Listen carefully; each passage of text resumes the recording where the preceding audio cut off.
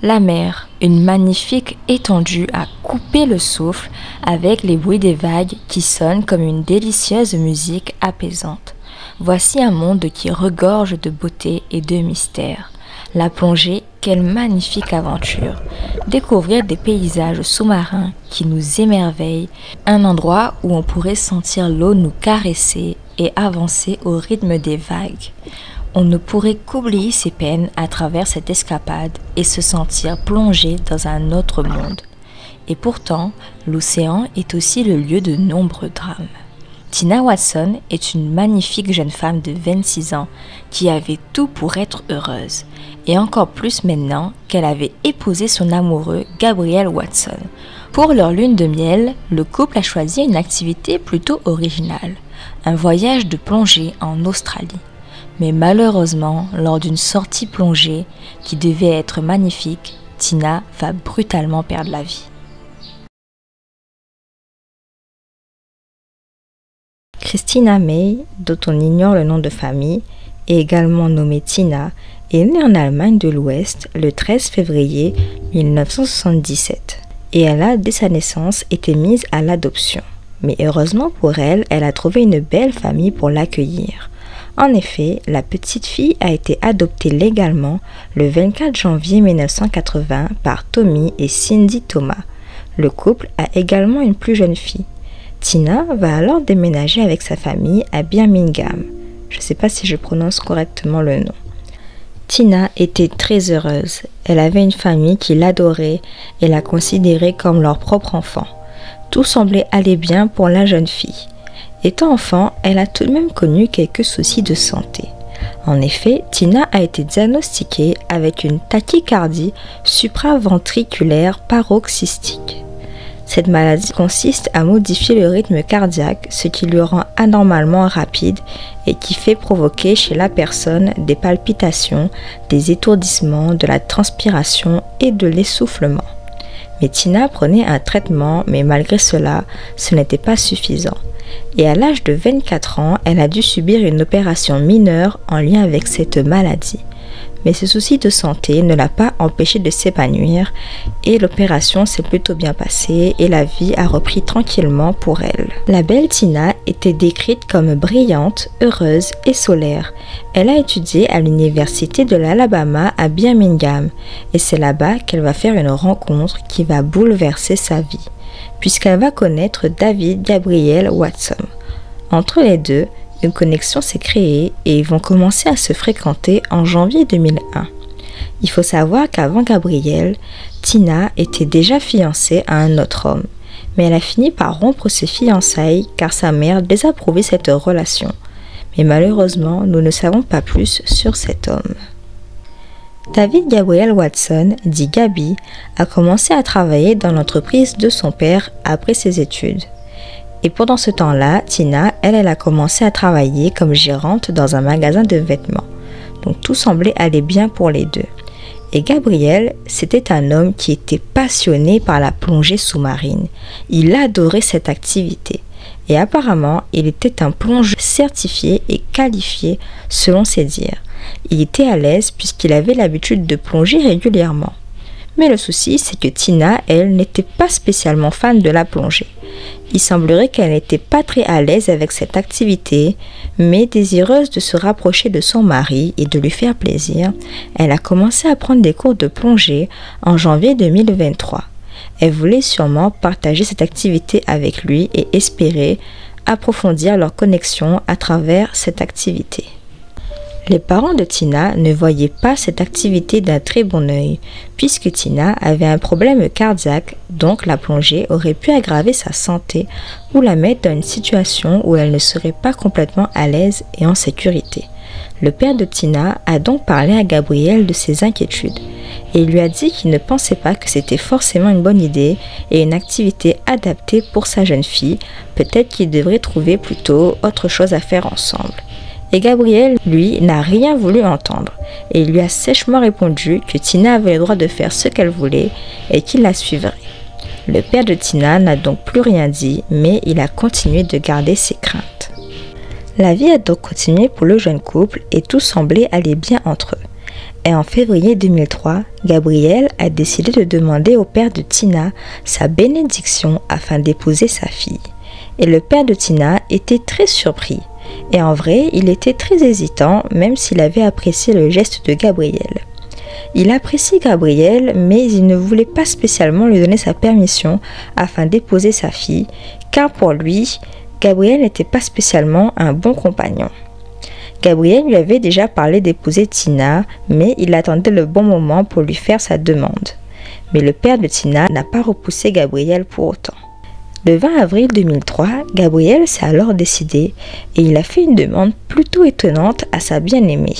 Gabriel a caché une bague de fiançailles dans un œuf de Pâques alors qu'il jouait à la chasse aux œufs de Pâques autour de la maison et sûrement lors d'un repas de famille. Tina a alors attrapé l'œuf et a découvert la bague. Et si Tina était ravie de cette demande, ce ne fut pas le cas de ses parents. Les parents de Tina n'étaient pas enchantés face à cette demande de mariage. En vérité, ce n'est pas qu'ils n'aimaient pas Gabriel, mais pour eux, l'homme était plutôt égoïste. Il avait tendance à faire ce qui lui plaisait dans le couple, et peu importe si cela convenait à Tina ou pas. Et tout tournait toujours autour de lui, et le couple semblait avoir du mal à communiquer. Cela se voyait sur l'activité de plongée, car Gabriel pensait plutôt à son petit plaisir qu'au bien-être de Tina. Mais Tina, elle était ravie et très heureuse de pouvoir se marier à l'homme qu'elle aimait. Pendant les préparatifs de mariage, Tina a consulté son père afin de lui demander d'augmenter son assurance vie et de mettre Gabriel comme unique bénéficiaire, ce qui l'avantageait. Elle semblait très pressée de faire ce changement, mais son père, lui, ne voyait pas l'urgence. Il lui a alors dit de se concentrer sur ses préparatifs de mariage et qu'une fois le mariage passé et que le couple serait revenu de lune de miel, il pourrait alors avoir cette discussion. Nous ne savons pas si cette idée de bénéficiaire était véritablement celle de Tina ou si son fiancé lui avait monté la tête afin d'avoir son argent en cas de drame. Malgré les réserves des parents de Tina, le mariage se préparait et le grand jour est arrivé pour le couple. Tina et Gabi se sont mariés le 11 octobre 2003. Tina était rayonnante dans sa belle robe blanche. Elle était magnifique et pétillante. Le couple était heureux et ont enchaîné avec leur lune de miel dès le lendemain. Ils avaient prévu d'aller en Australie pendant 2 semaines. Le programme était qu'ils passeraient la première semaine à Sydney et la seconde à Townsville dans le Queensland. À Townsville, il était prévu qu'ils embarquent pour une croisière. Et un fait étonnant est qu'il était prévu que le couple fasse 25 plongées sous-marines afin de visiter les sites de récifs. Il s'agissait donc d'un voyage de plongée de 7 jours dans la grande barrière de corail. Pour décider d'organiser plusieurs plongées sous-marines comme activité principale à sa lune de miel, il faut être un couple vraiment amoureux de la plongée. Et si c'était sûrement le cas pour Gabriel, ça ne l'était pas forcément pour Tina. Selon les rumeurs, à ce moment de leur mariage, Gabriel avait fait 55 plongées, tandis que sa femme Tina n'en avait fait que 5. Ce choix d'activité n'était pas spécialement adapté à sa femme, et bien qu'elle avait pris des cours, elle n'était définitivement pas expérimentée. Mais Gabriel clamait qu'il était un plongeur sauveteur et a convaincu Tina de le suivre dans cette aventure. Et comme elle voulait sûrement faire plaisir à son mari, elle a accepté. De plus, Tina se sentait en sécurité avec son époux, puisque selon elle, il était très expérimenté dans ce domaine. Le couple a alors embarqué sur un navire qui s'appelait le Spoil Sport. Gabriel a expliqué que Tina n'était pas du tout nerveuse pour la plongée et qu'ils étaient tous les deux très excités.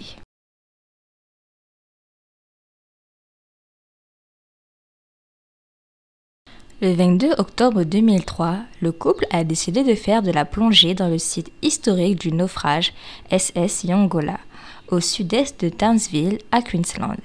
L'épave du SS Yongola est considérée par plusieurs plongeurs comme la meilleure plongée d'épave au monde. L'épave du Yongola était un ancien bateau à vapeur en acier de 110 mètres de long. Pour la petite histoire, ce bateau a coulé durant un cyclone tropical en 1991 alors qu'il comptait 124 passagers à bord.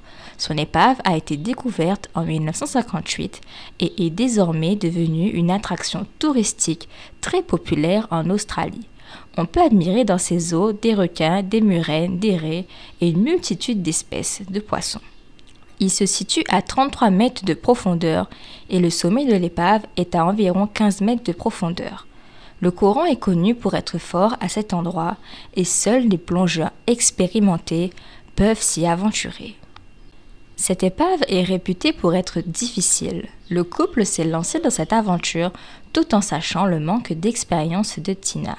Et un fait encore plus étonnant est que l'entreprise de plongée leur a proposé l'aide d'un plongeur professionnel afin de les accompagner et les rassurer en cas de problème, mais Gabriel a refusé cette aide et lui a dit qu'il était un plongeur qualifié et qu'il n'avait pas besoin de leur aide.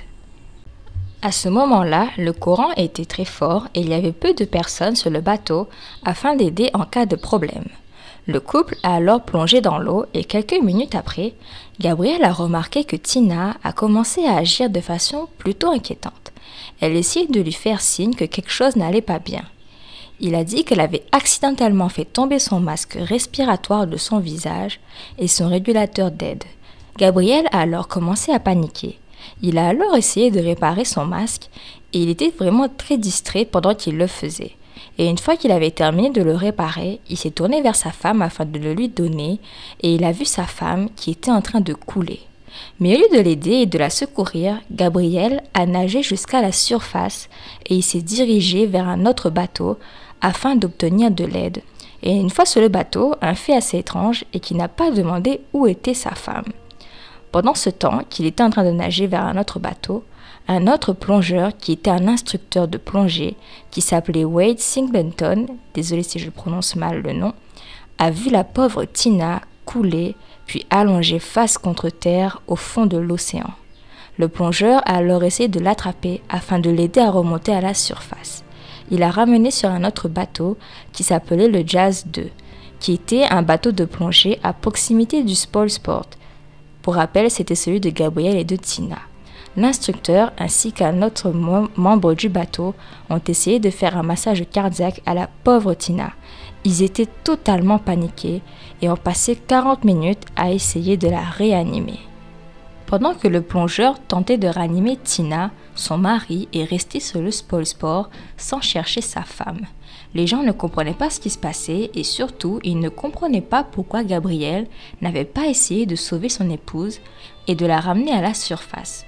Gabriel a expliqué qu'il n'avait jamais appris à faire cela, ni à garder son calme face à une situation de détresse, malgré sa supposée formation de plongeur.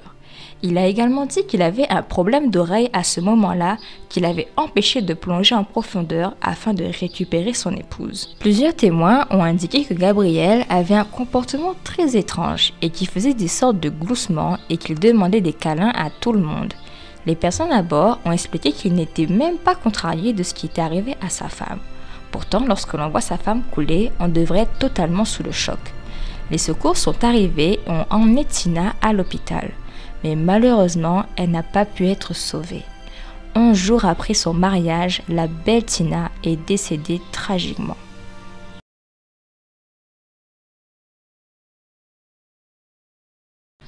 La police a alors interrogé Gabriel afin de savoir ce qui s'était réellement passé sous l'eau au moment de la noyade de sa femme, car il ne comprenait pas comment cela avait pu arriver. Mais il était impossible de savoir la vérité, car Gabriel n'arrêtait pas de changer de version et il n'avait aucune idée de comment Tina s'était noyée. Tout ce qu'il expliquait à propos de ce moment n'avait aucun sens. Lorsque Tina avait été amenée à l'hôpital, les médecins l'avaient analysée et se sont rendus compte d'un élément assez étrange. La jeune femme avait très peu d'eau dans ses poumons. Or, si elle a trouvé la mort à ce moment-là, ce serait sûrement parce qu'elle avait avalé beaucoup d'eau. Donc, on aurait dû retrouver une quantité assez importante dans ses poumons. Pourtant, le lendemain de son décès, une autopsie a été réalisée et le médecin légiste a déclaré sa mort due à une noyade. Et comme je l'avais dit, il n'y avait pas d'eau dans ses poumons. En vérité, la jeune femme avait souffert d'une embolie gazeuse qui a ensuite conduit à sa noyade, selon l'autopsie. Une embolie gazeuse a lieu lorsque des bulles d'air se retrouvent dans une artère ou une veine et ils bloquent alors le flux sanguin, ce qui entraîne des complications importantes comme une crise cardiaque, une insuffisance respiratoire ou d'autres affections mortelles.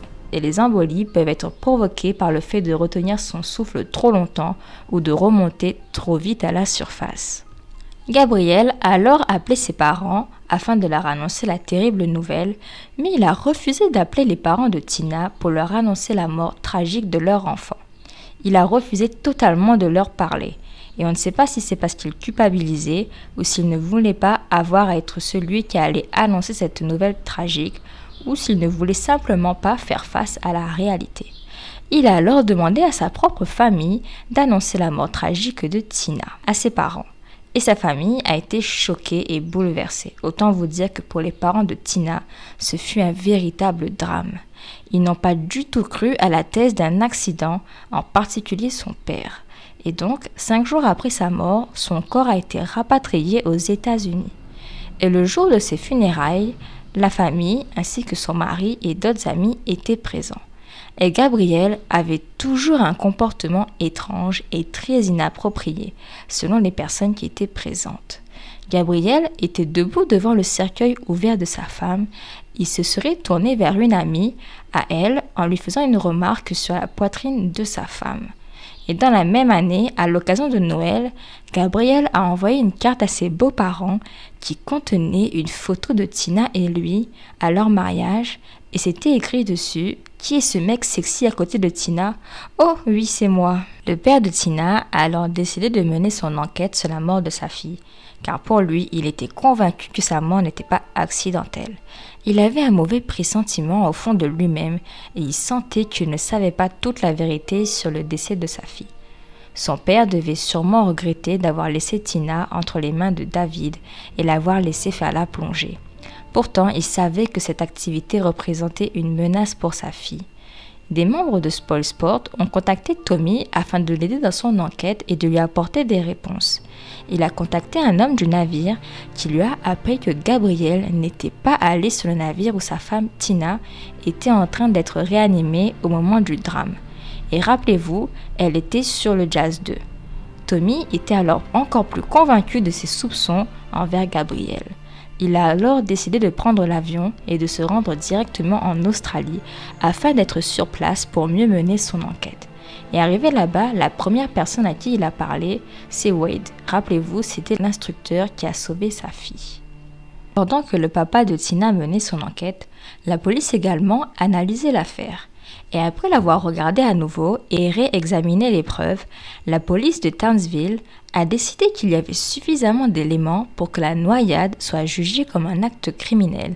Et en juillet 2004, l'affaire fut alors classée comme une affaire criminelle et non plus comme une mort accidentelle. Pendant ce temps, l'instructeur de plongée, Wade, a indiqué qu'il y avait plusieurs choses bizarres avec Tina au moment de sa mort. Wade a trouvé bizarre que Tina ait pu couler comme ça. Il a expliqué que les plongeurs sont assez dynamiques dans l'eau et que même s'ils ont un problème, à moins qu'ils soient totalement inconscients, ils bougent toujours et il est peu probable qu'ils coulent aussi facilement. Et les plongeurs, lorsqu'ils font cette activité, ils portent une ceinture de poids. Et Wade, il a remarqué que c'était vraiment bizarre que Tina avait beaucoup de poids avec elle lorsqu'il est venu la secourir. Il a dû laisser tomber sa ceinture de poids à lui lorsqu'il était venu l'aider. Et on va découvrir plus tard dans l'enquête que Tina avait une quantité de poids beaucoup trop grosse pour elle. Elle portait 20 livres alors qu'elle aurait eu besoin seulement que de 8. Gabriel a déclaré que lors de l'incident, il avait croisé 2 plongeurs lorsqu'il était en train de nager pour chercher de l'aide et leur a fait signe de venir vers lui. Mais après enquête, la police n'a trouvé aucune preuve de la présence de ces 2 plongeurs. Et d'ailleurs, il y a 2 autres plongeurs qui, au contraire, ont déclaré qu'il n'y avait pas de personnes autour de Gabriel et de Tina. Gabriel a aussi déclaré que lorsqu'il a vu Tina inconsciente, il s'est précipité vers la surface afin de lui trouver de l'aide. Or, son ordinateur de plongée a montré le contraire et a montré qu'il avait pris son temps afin d'atteindre la surface. Et un fait intéressant est que l'ordinateur de plongée de Tina a montré qu'elle a essayé de remonter à la surface à plusieurs reprises tout au long de leur plongée sous-marine. Et elle faisait ça sûrement parce qu'elle n'était pas à l'aise et qu'elle était totalement paniquée. Cela prouve que la jeune femme n'était pas du tout dans son élément. Gabriel avait d'ailleurs des problèmes avec son ordinateur de plongée quelque temps après le début de leur aventure. Des témoins ont affirmé l'avoir vu en train de refaire surface afin de réparer son ordinateur de plongée peu de temps avant d'entrer dans l'eau. Un ordinateur de plongée, c'est un appareil comme une montre bracelet qui permet de suivre les profondeurs, les temps et les niveaux d'oxygène. Apparemment, la batterie de son appareil était à l'envers. Et un fait intéressant est que Gabriel a toujours voulu récupérer son ordinateur de plongée, tandis que la police a refusé de le lui rendre car ils estimaient que c'était une preuve essentielle dans l'affaire. Vous vous rappelez lorsque je vous ai dit que l'autopsie de Tina avait révélé qu'elle avait très peu d'eau dans ses poumons, ce qui était vraiment étrange pour une femme qui s'était noyée. Eh bien, plusieurs témoins ont vu Gabriel ce jour-là faire un câlin très fort à sa femme sous l'eau pendant qu'elle essayait de se débattre. On pense alors qu'il est possible que Gabriel ait coupé l'air dans sa bouteille d'oxygène, d'où la raison pour laquelle la femme était en train de lutter dans l'eau. Durant l'enquête, les policiers ont également appris que Gabriel avait menti à la société de plongeurs. La société devait, avant chaque plongée, étiqueter chaque plongeur en fonction de leurs compétences ainsi que du nombre de plongées qu'ils avaient déjà réalisées afin de pouvoir évaluer leur niveau et leur profil. Et Gabriel n'a pas écrit le véritable chiffre concernant son nombre de plongées sur le formulaire. Et il a certifié être un plongeur expérimenté. Gabriel a insisté sur le fait qu'il n'avait pas besoin de l'aide d'un plongeur professionnel et qu'il était tout autant qualifié. Il n'a cessé de répéter cela. Le plongeur qualifié l'a alors cru. L'entreprise est également en tort dans cette affaire car ils auraient dû l'obliger à avoir un plongeur professionnel à leur côté. Gabriel n'a pas non plus précisé à l'entreprise le manque d'expérience et d'aisance de Tina. Tommy, le père de Tina, a également expliqué qu'à chaque fois qu'il allait se recueillir sur la tombe de sa fille, les fleurs qu'il apportait disparaissaient mystérieusement. Il pensait alors qu'une personne les volait. Cela arrivait systématiquement malheureusement. Et Gabriel a voulu faire exhumer le corps de Tina et l'a alors déplacé sur une parcelle à lui. Et quand Tommy a appris cela, il a voulu déposer des fleurs sur sa sépulture, ce qui est tout à fait normal. Mais une fois encore, les fleurs disparaissaient. Tommy ne comprenait pas qui pourrait s'amuser à enlever les fleurs sur la tombe de sa fille. Il s'est donc dirigé vers la police afin de leur raconter cette histoire plutôt étrange. Et la police a fini par placer une caméra près de la tombe de Tina afin de savoir qui s'amusait à voler les fleurs. Et à la surprise générale, c'était Gabriel qui enlevait les fleurs de la tombe de son ancienne épouse. On l'a alors confronté et il a expliqué qu'il faisait ça parce que Tina n'aimait pas les fleurs en plastique. Je ne comprends absolument pas son comportement, ni cette excuse bidon. Je ne sais pas s'il se rendait compte, mais en vérité, il profanait la tombe de son ancienne épouse. Gabriel, par la suite, s'est adressé plusieurs fois aux médias en justifiant cet acte odieux par diverses excuses, mais aucune n'était vraiment justifiable. Gabriel a refait sa vie avec une femme qui s'appelle Kim depuis 2006 et il l'a même épousée en 2008. Kim est une enseignante de l'Alabama et elle a plutôt accepté son passé avec Tina. Et le couple semble plutôt soudé et très amoureux.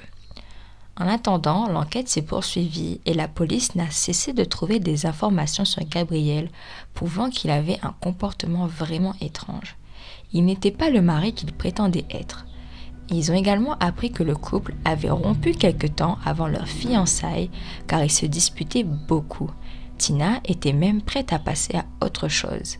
D'ailleurs, pendant que le couple faisait une pause, elle a même eu un rencard et lorsque Gabriel a appris cela, il lui a fait une scène terrible, à tel point qu'il l'a insulté et harcelé. Mais le couple a fini par se remettre ensemble. Peut-être que Tina était sous son influence et qu'elle n'arrivait pas à lui dire non, ou peut-être qu'elle était vraiment amoureuse de lui et qu'elle est retournée avec lui malgré leurs différends. En mars 2005, Gabriel a essayé de récupérer l'argent qu'il avait investi dans le voyage de plongée après que la compagnie d'assurance de voyage ait refusé de payer les dommages et intérêts. Il a réclamé pas moins de 45 000 $ pour la mort accidentelle de son épouse ainsi qu'une indemnisation pour diverses dépenses comme l'interruption de voyage, les frais médicaux, les appels téléphoniques, les frais de taxi, les frais pour relever de carte de crédit et dommages et intérêts pour angoisse mentale et émotionnelle. En mai 2008, il a rejeté cette action au motif qu'elle pourrait l'incriminer lui-même dans la mort de sa femme. Le 5 juin 2009 s'ouvre le procès de Gabrielle Watson pour la mort de son épouse en Australie. Gabrielle plaide non coupable de meurtre, mais coupable d'homicide involontaire. Et il faut savoir que Gabrielle a fourni à la police près de 16 versions différentes de l'accident mortel de sa femme. Mais aucune de ces versions ne correspondait au témoignage des témoins, dont celui du plongeur. Le procureur a expliqué que Gabrielle était un plongeur expérimenté dans le sauvetage, mais qu'il avait volontairement laissé sa femme couler puisqu'il n'avait pas essayé de la sauver. Il a également été démontré que Gabrielle n'avait pas enclenché le dispositif de contrôle de flottabilité, qu'il n'avait pas voulu partager son oxygène avec sa femme et qu'il ne lui avait pas non plus retiré sa ceinture de plongée. Alors de ce que j'ai compris, le dispositif de contrôle de fiabilité, c'est un équipement qui permet au plongeur de mieux flotter en profondeur et à la surface si besoin. C'est un peu comme un filet de sauvetage.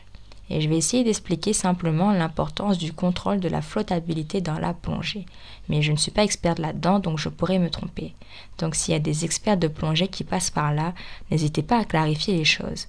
Le contrôle de flottabilité est nécessaire pour être à l'aise en plongée. Il est nécessaire d'avoir une flottabilité neutre à tout moment durant la plongée, sinon le plongeur peut se fatiguer et dépenser une énergie supplémentaire à nager s'il n'est pas suffisamment à l'aise pendant qu'il flotte. Si le nageur n'est pas à l'aise, il va devoir faire des efforts supplémentaires et donc dépenser son énergie. Et cela peut augmenter sa consommation d'air et augmenter le risque de perdre le contrôle et mener à un accident. Quant à la ceinture de plongée, elle permet de contrer l'excès de flottabilité.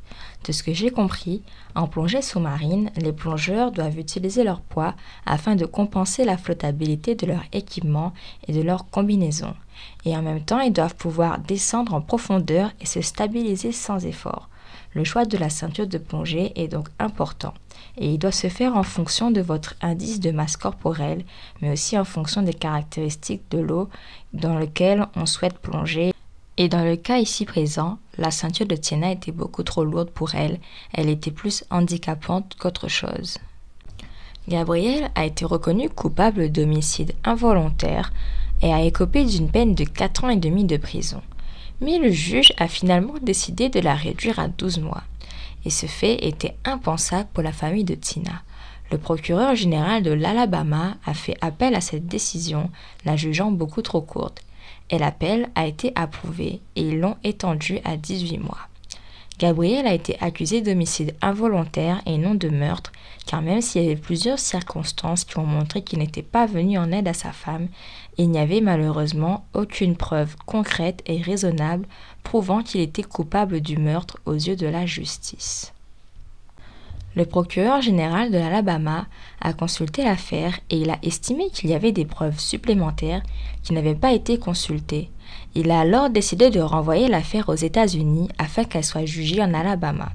Et l'Australie a décidé qu'elle autoriserait l'Amérique à exploiter les preuves trouvées dans leur pays à condition de ne pas demander la peine de mort.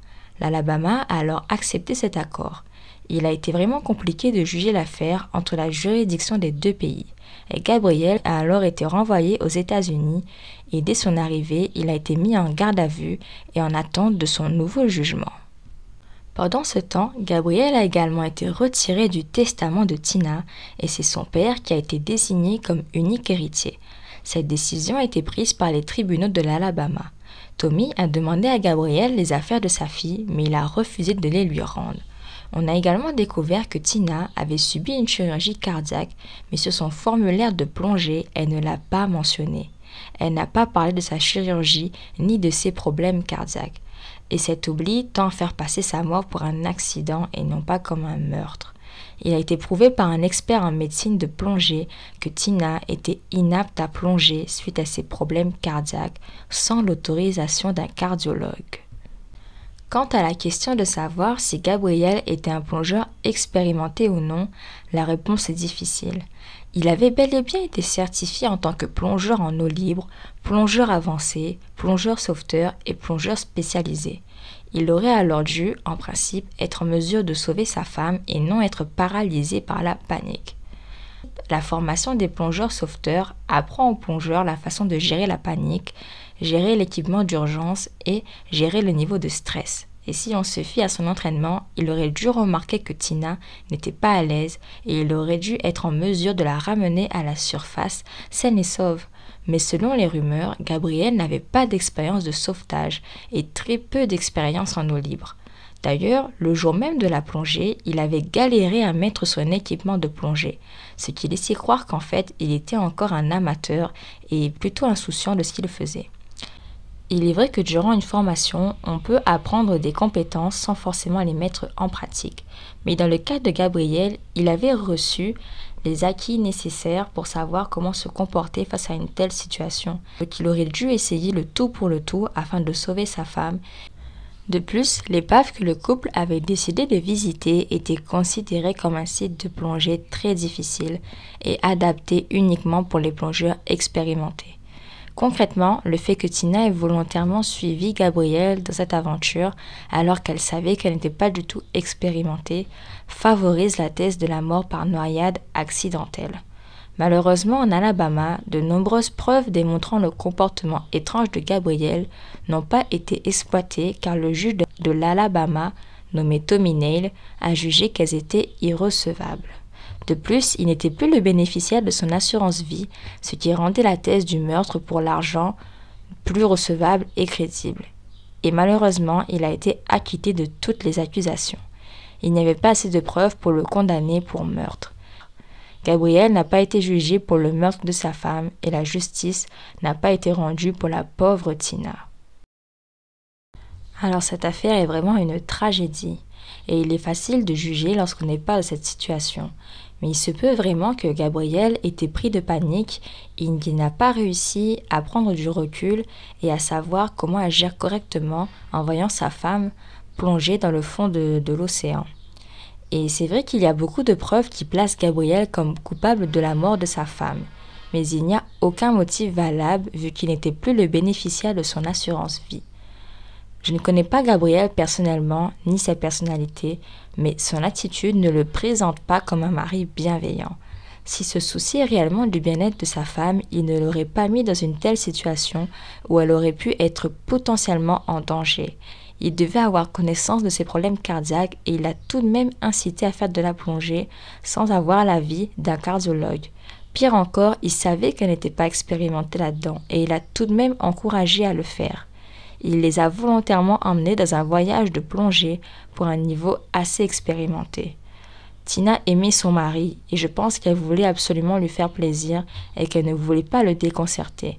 Donc même si elle n'était pas spécialement à l'aise avec cette activité, elle ne voulait pas interrompre le programme.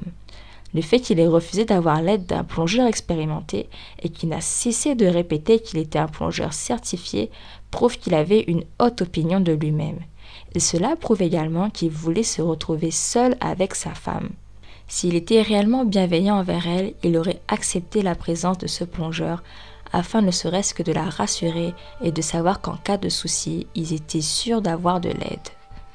Gabriel a toujours clamé ne pas avoir volontairement abandonné sa femme et il assure avoir voulu chercher de l'aide en se dirigeant vers un autre bateau. Mais plusieurs de ses comportements montrent qu'il était vraiment bizarre. Tout d'abord, il n'a pas voulu contacter les parents de Tina pour leur annoncer son décès. Et cela est vraiment bizarre, car c'était quand même ses beaux-parents. Est-ce qu'il avait peur de sa réaction ou il ne voulait pas avoir à être celui qui était porteur de mauvaises nouvelles? À mon avis, s'il ne voulait pas faire face à leur réaction, c'est qu'il avait quelque chose à se reprocher. J'ai trouvé cela vraiment triste qu'il n'ait même pas voulu les contacter, car ils avaient quand même un lien ensemble.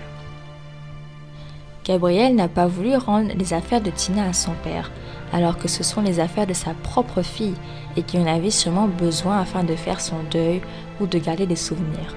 Encore une fois, il s'agit d'un acte plutôt irrespectueux envers les parents de Tina et un manque de bienveillance envers eux. Les fleurs que son propre père déposait et que Gabriel s'amusait à enlever, pour moi, c'est un total manque de respect envers sa propre femme et envers le deuil de ses parents.